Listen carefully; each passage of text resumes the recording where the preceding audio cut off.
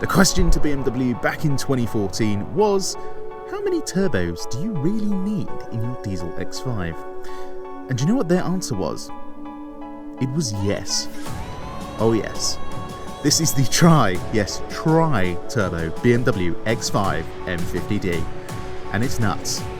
Really nuts. Let's drive it then, shall we? My name's Tom, and you are watching Paragon Cars. Let's go.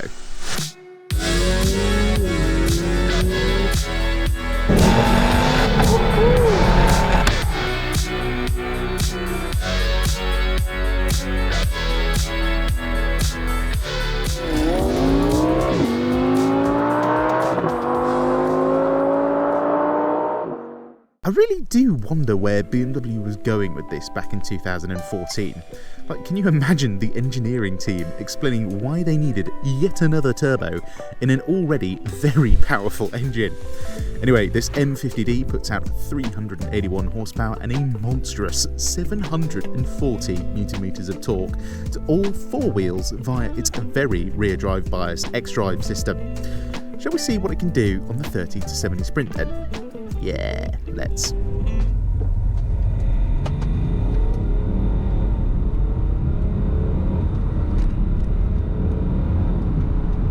Now then, we managed 5.47 seconds, which I have to say threw me just a tad.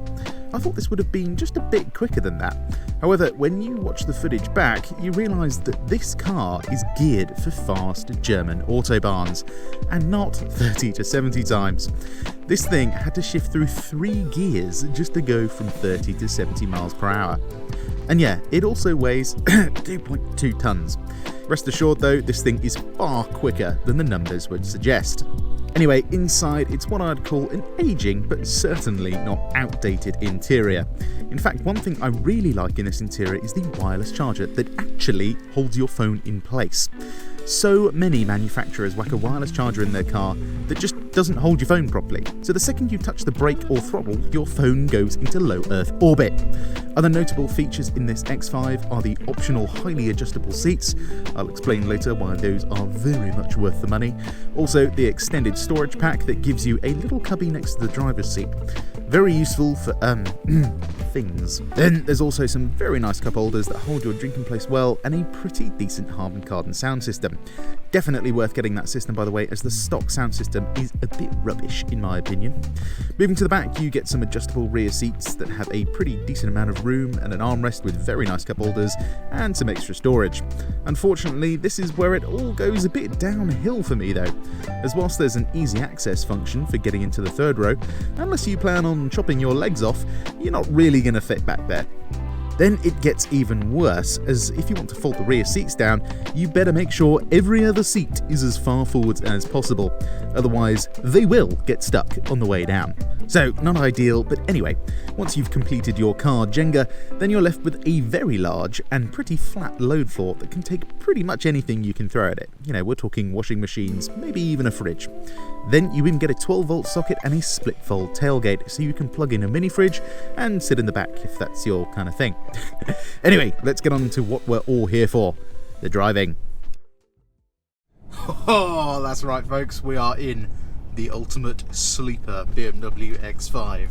I have been waiting a very long time to get behind the wheel of one of these, and I'm so glad I finally am. Because I want to see if it's really worth spending the extra dosh to get the M50D over the 40D. Now, we already know it's quicker, but what's it like to drive? Is it really any better? Well, driving around town in comfort mode, there is just torque everywhere. It feels almost like an electric car. From 1000 RPM all the way to 5000 RPM, you have huge amounts of grunt. Nobody's gonna let me go. We shall say thank you to Mr. Van Man. But steering around town is lovely and light. Suspension nice and soft in comfort mode. Of course, this car has adaptive dampers, so they stiffen up when you are in Sports and Sports Plus, and we will be exploring that setting momentarily. But first we're going to have a bit of an amble and then a little bit of a drive on the motorway to see what kind of MPG we can manage. Talking about MPG, this thing is claimed to do 42 miles per gallon on the combined cycle. Now this was before WLTP basically enforced their rules to say you have to be honest. So it's going to be interesting to see what this actually does, but we shall find out. And reset our trip computer now. But driving this thing around town, honestly, an absolute joy. This car even has the full, I think they're 21-way adjustable seats, which means you can adjust not only the pitch of the base, you got, you know, an extra thigh support and whatnot, but you can actually adjust the upper part of the backrest. So if you're a bit hunched over, like I am, then this car is really, really comfortable. It's just the steering though is really nice and light. Not a whole lot of feel, but it's a big SUV at the end of the day. You need a huge amount of feel. You just want it to work, right? Of course, as usual, before we get on the motorway though, we do have to have just a little taste of the handling first. So let's take it to our favourite roundabout, or actually my second favourite roundabout. Let's see what's what. Right, let's go for Sports Plus. This will sharpen up the steering, sharpen up the throttle response, and it will drop a couple of gears. If I push the gear selector over into S, it will drop another gear and make the gear shifts even sharper. It will also turn the traction control off, but leave stability on. It's going to be a little bit sensible. Oh, there is something very, very satisfying about moving a lot of weight sideways. Oh, yes. And power. Wow, crikey. Power is everywhere. This thing is a monster on wheels. Wow, that is addictive. I mean, even from 2,000 revs, just beastly. Of course, ZF 8-speed gearbox, being tuned absolutely perfectly by BMW here, just gets the job done. One thing I am noticing now is that our miles per gallon is sitting at 20, and I've literally just tapped the throttle once. Hopefully that goes back up again. Anyway, I suppose that means we should go into eco mode, because this is a diesel at the end of the day. It's still supposed to give us a lot of MPG when we need it. It's got to do the best of both worlds. Look at him. Naughty! That's a left-hand turn lane only. Is this Volvo going to do the same thing? I think he is. Oh dear. The lack of respect from drivers in the UK, especially around London. Shocking. Absolutely shocking. Guarantee he's going to get on the M1 and he's going to sit in the middle lane for about 5 hours now. Which means I'm going to drive like a Londoner and use my power to overtake him. Oh yes, even in eco this thing is very, very fast. And the thing is, in eco, BMW actually dampen the throttle response, but you've got so much torque that just a little tap of the throttle means it just absolutely take off. This thing's like a Boeing 747. Absolute missile. But yeah, once you're on the motorway, cruise control on, and it just, you know, goes back to being a regular family hauler. Very comfortable, very quiet. Not quite as quiet as the new BMW X5, but it's still like a luxury vehicle. Like, you're not going to complain about it. The only thing I absolutely hate in this generation of BMWs is these indicators. They don't stay down when you press them. I don't know why they thought that was a good idea, but it's like, it just doesn't feel nice to use. And I find a lot of the time, you know, you press it, you go around a corner and it's still on and you're just like, ugh. It's just not nice. What is nice is all that luscious torque though. Just a beast.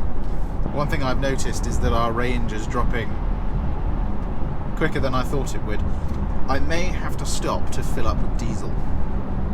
However, saying that, it is predicted range, not actual range, so once we get on the motorway, hopefully that goes above 100 miles again. Let's get it into this corner and see what the chassis is like. So someone correct me if I'm wrong, but I believe we have regular coil springs up front and air suspension at the rear. Now, for some reason when I look online, everyone says something different. I don't know why. Some people say, oh, it's just regular coil springs on the M50D. Some say it's air suspension. Some say it's adaptive. It's just, you can never find a correct answer. Even when you ask BMW themselves, I asked them and they go, oh yeah, it's air suspension all round. And I was like, pretty sure it's not. Oh well. Someone with more technical knowledge probably knows. I'm just here to do a bit of fun driving. And test what it's like in the real world, I suppose. Right, let's get ourselves onto the M25. Hopefully it's a clear day so we can get a nice accurate result. See what kind of MPG we can manage.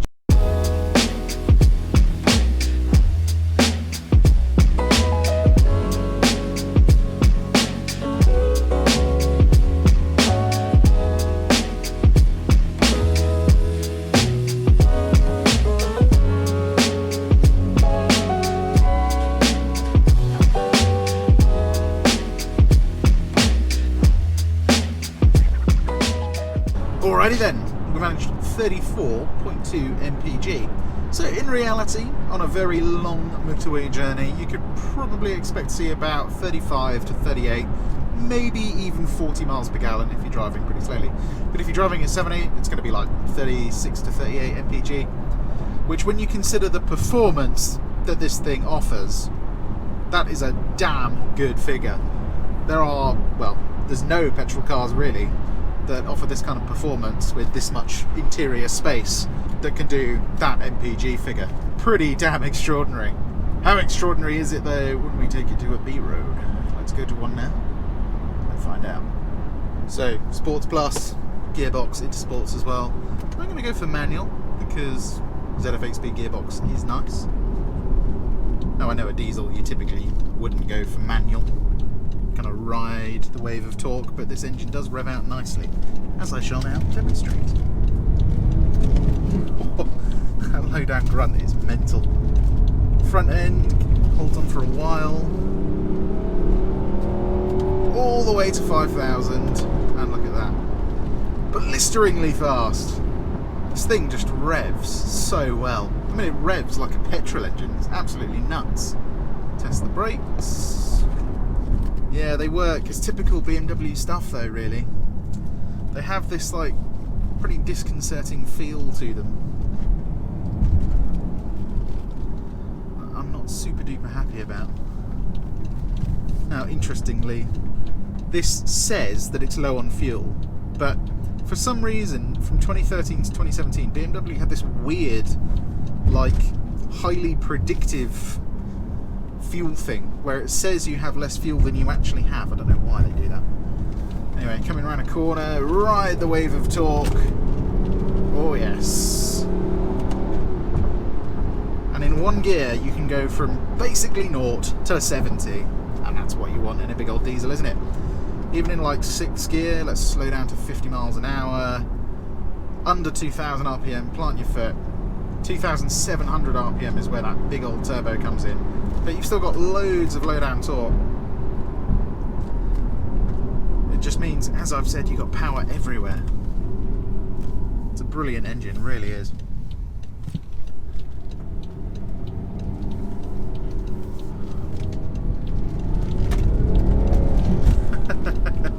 You can feel the rear end squirming around. Doesn't necessarily break loose, but it just has this rear drive bias that feels absolutely wonderful. Right, let's go from 6th gear, or 5th gear actually, so we can see the big turbo coming in. And now it's come in and whoa! You feel the power, or should I say torque. You really feel it come in, honestly. Now, if you look at a power chart of this car, there is a little dip in power at 2,500 RPM, and that's where that big turbo is spooling up.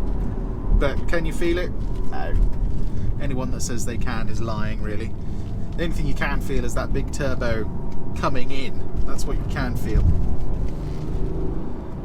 In terms of handling, suspension, stiffish, not too bad. Coming around corners like this, you can kind of like wiggle it around a bit. It handles amazingly well for a big SUV. I mean, it masks its weight completely, in all honesty. Like, genuinely, you could take this thing to a track and it would probably do alright. I would love to get one of these on the Autobahn. This is where this car would absolutely shine.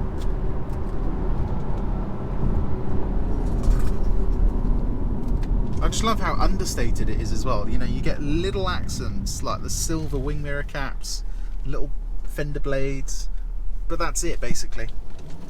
That's all you get. Apologies if you hear any noise in the back.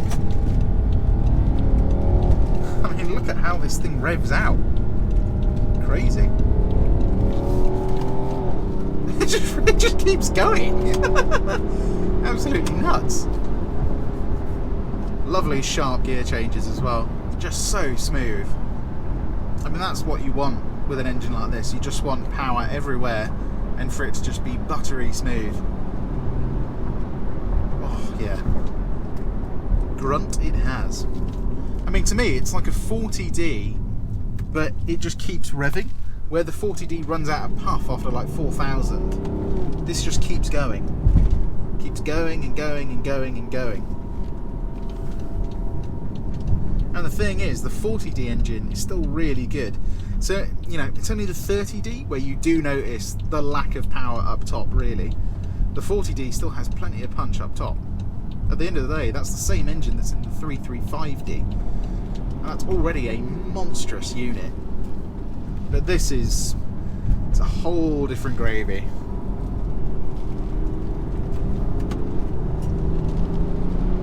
Oh, speed! You really don't need more power than that. I mean, if anything, you can have a little bit less. The fun is over very quickly in this thing.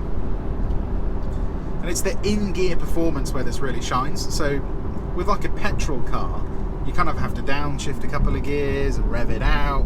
And yes, it might be faster. But with a diesel car, you're not waiting on the power to come in. It's just there. It's instant. Like, you just go. Fantastic stuff.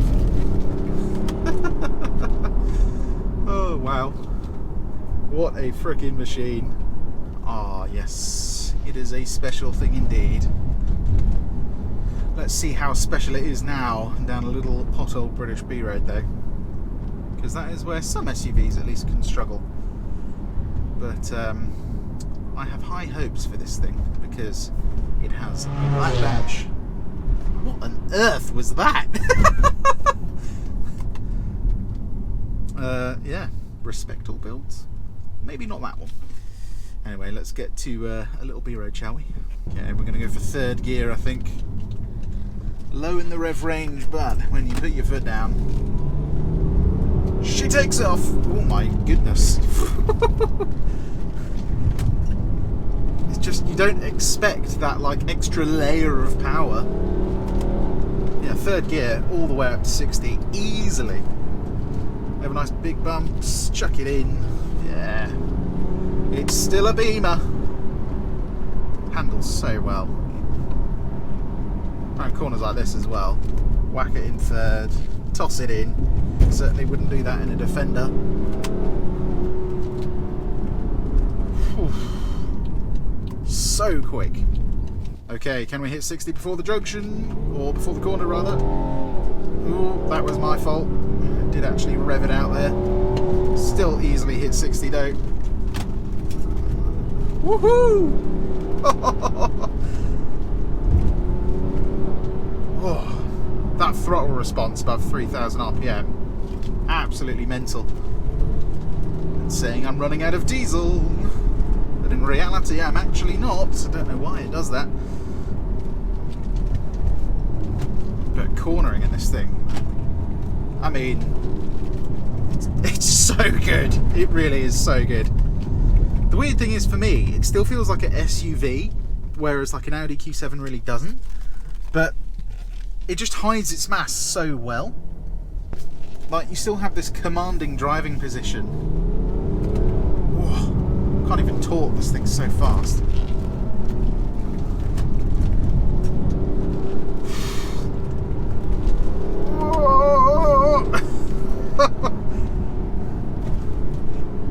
My lord. It's like actually comical. What were the engineers thinking? Ah, yes. I think one more turbo. It's so ridiculous. It is rare that an SUV makes me giggle like this. I mean, what a monster. So, is it worth spending the extra dosh? It is quite a bit of money, even on the used market, to get the M50D over the 40D, or even 30D. I suppose it kind of depends on how much money you have. For me personally, I just wouldn't, because it's just like, it's a lot more money. But if you've got the moolah, if you've got the cheddar, then I absolutely would, because the way this thing drives is just like nothing else. Honestly, there is nothing else that drives like this. You know, even something like the Audi SQ7, it doesn't have power all the way through the rev band. Well, certainly not like this.